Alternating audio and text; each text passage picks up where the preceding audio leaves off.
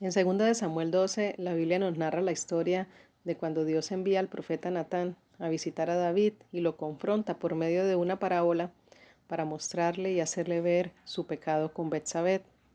Ahí nos cuenta que luego que David, por su lascivia, por su codicia, por su iniquidad, toma a Betsabé, que era esposa de Urías, un soldado del ejército del rey David.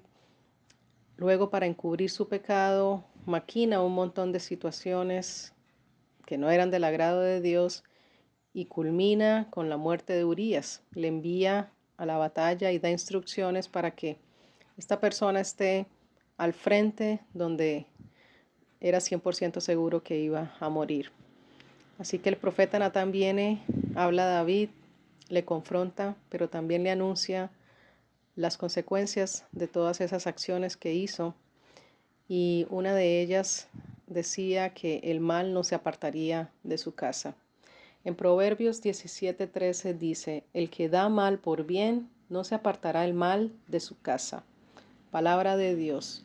Y aquí es importante ver cómo Urías, que era un soldado que estaba al servicio de David, un hombre que estaba prácticamente entregando su vida para defender al rey y al pueblo de Israel, es recibe un mal por parte de David, no solo quien tomó su esposa, sino que también maquinó en contra de él para que su vida le fuera quitada. Así que David pagó mal por bien a Urías. En otro pasaje de la palabra también vemos cuando David, el mismo personaje que estamos hablando, el rey David, le hace un bien al pueblo de Israel y aún al rey Saúl, porque mata a Goliat.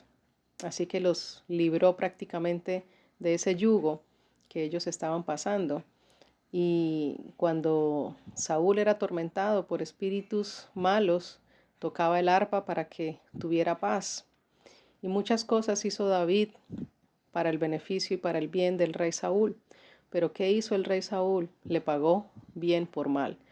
Le pagó mal porque lo persiguió hasta el último de sus días. Pero ¿cómo terminó el rey Saúl?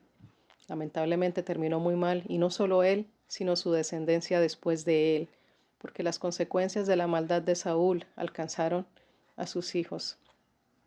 Pero también vemos el caso de aquel que hizo lo justo a los ojos de Dios.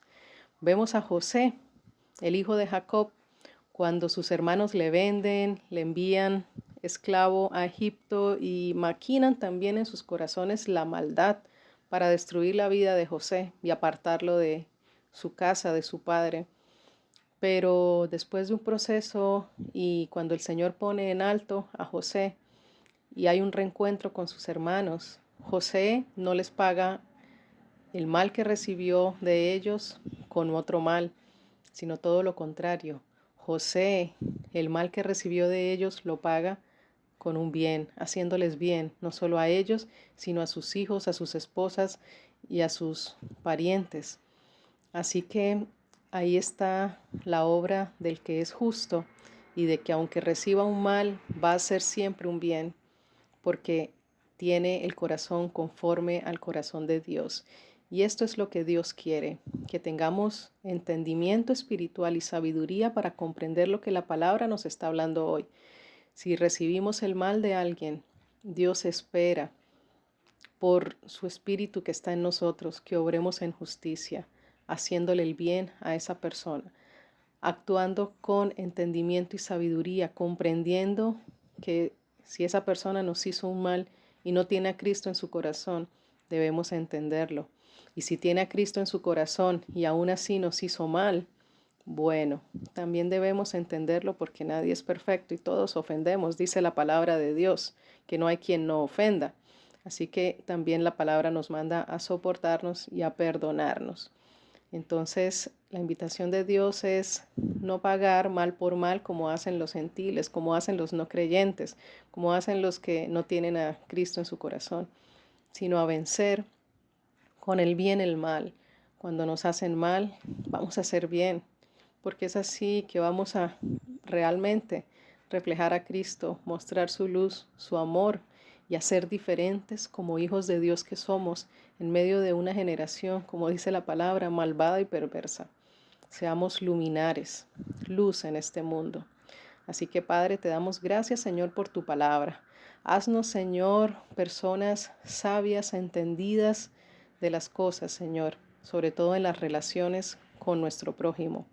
Que seamos agradables a ti en nuestro actuar, en nuestro pensar, en nuestro hablar, en nuestro sentir. Que, como dijo el rey David, la meditación de nuestro corazón sea agradable ante ti, a tus ojos, Dios. Que andemos en tus caminos, en santidad, en pureza, en justicia, en paz, en verdad y en gozo por tu Santo Espíritu, porque ese es el reino de los cielos y nosotros somos ciudadanos de tu reino, Dios, en Cristo Jesús. Por tu Santo Espíritu, ayúdanos a vivir y a obedecer tu palabra todos los días de nuestras vidas, para que no solamente nosotros, sino nuestras casas, nuestros hogares, nuestras familias y nuestro entorno sean transformados por el poder de tu Santo Espíritu y la gloria que manifiesta la obediencia que trae cuando obedecemos tu palabra. Que sea tu gloria manifiesta, Señor, en medio de nosotros, tu pueblo, y que sea tu nombre exaltado y enaltecido por siempre y para siempre en Cristo Jesús. Ayúdanos, Dios, a vencer el mal con el bien, porque eso no lo podemos hacer por nosotros mismos ni en nuestras fuerzas, sino con tu Santo Espíritu en nosotros. Así que sea el poder de tu Santo Espíritu ayudándonos, Dios, a hacer siempre lo bueno, a vencer el mal con el bien y a tener ese carácter estable y firme en ti, en Cristo, que es la roca, para que podamos, Señor, obrar de tal manera que impactemos a otros y se vuelvan a ti de todo su corazón. En Cristo Jesús. Amén, aleluya.